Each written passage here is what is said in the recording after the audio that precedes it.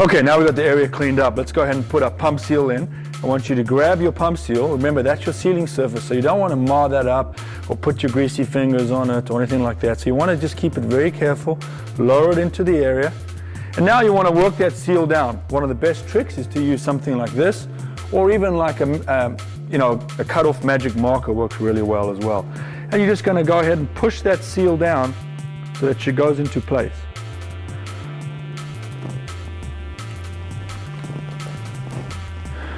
Okay, let's go ahead and put just a little bbit of 3M, like 3-in-1 oil, just to help the top part of that pump seal slide down.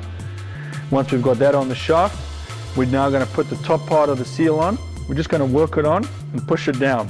Be very careful you don't mash your fingers doing this. You just want to push it and push it all the way down. It's really critical that you get that butted up against that other face seal. Okay, let's put the retaining ring on. Now be careful when you're putting the retaining ring on that you don't spread the retaining ring too far and damage the retaining ring. So you want to insert this into your retaining ring pliers, just like that. It's inserted. You want to lower it on and now just squeeze it just enough so that it crosses over the shaft. No more than that. Remove your pliers and now just push everything down until she clicks into place. Okay, let's go ahead and put in our pin that holds the bottom clutch plate in. We're going to put the bottom clutch plate in. And now what we're going to do is we're going to go ahead and put the inner hub back on. Okay, it's now time to put in the bellboard spring washer.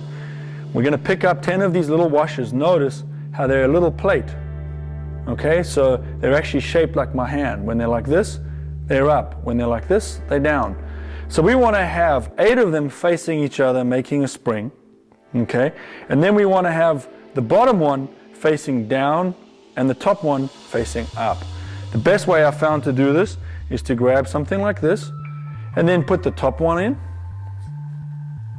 and then put each one of these little springs as they are put together. So you're going to just go like that.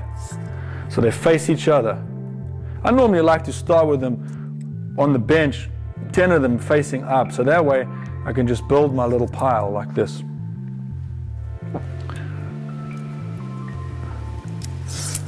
Okay, now remember that last one will be facing down. So this whole little thing looks just like that. With that in mind, I'm now going to go ahead and put that down on there like that.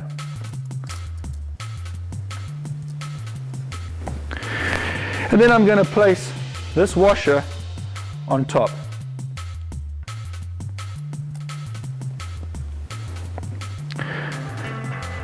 Now I'm going to put my new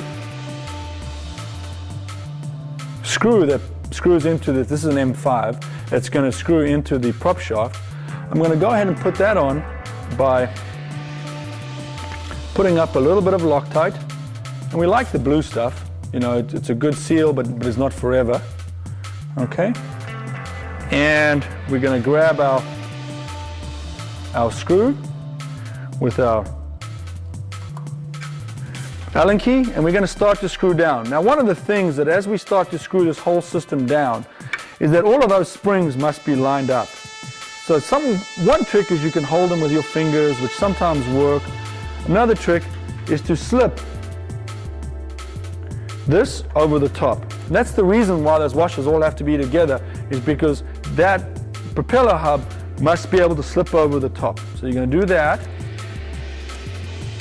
and then you're going to continue to tighten the whole system up. Now you want to tighten it up nice and tight. So you want to get basically right in there like that. Okay, so now we're going to remove this to check to see that all the springs have compressed. And really to identify that the springs have all compressed down nice and hard. Okay, let's go ahead and reattach our variable pitch screw. And it's really kind of convenient to use the knob from the top to screw it down. And I normally just screw it all the way down and then back it off just a little bit. Okay, now we can put this back on and we can start assembling our propeller blades.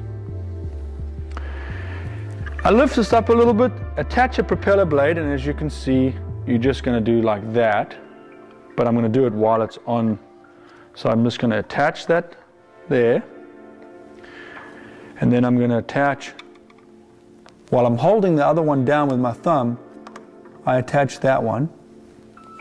And this of course is the trickiest because you need 2 thumbs, but you can get it just like that.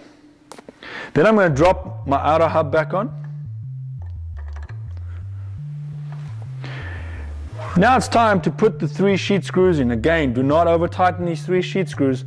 You know, they're going into a plastic stanchion, so you just need them to be tight but not overly tight. So again, I just hold that down, and I screw that down a little ways, and then I screw down the second one a little ways, the third one, and then I tighten everything up.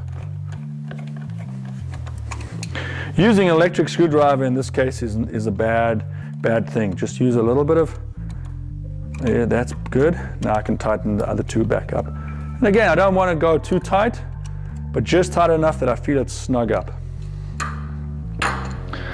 All right, let's put our variable pitch knob back on. So a variable pitch knob on, and I want to twist it and make sure that I get it about as tight as I can. And then I'm going to tighten this screw up. Now, the tighter I make the screw, the harder it is to turn that knob. So if you don't use the variable pitch at all, you can tighten it up and that's okay. If you want to be able to use it, you want to go just short of being really tight. So you want to tighten it up and then just short of very tight. And then you can just test it. Yeah, I definitely like that. Then I push this to make sure that I've got the correct gap. Remember, that gap is my optimum pitch setting. Okay, from here, the last thing you're going to do is once you've completed the rear end service, now you're going to go ahead and water test the scooter to ensure that you've installed that pump seal correctly and that the O-rings are installed correctly. Thanks very much for watching the annual service guide. Hopefully we shared some information, and again, if you have any questions, please email us at info@divextras.com.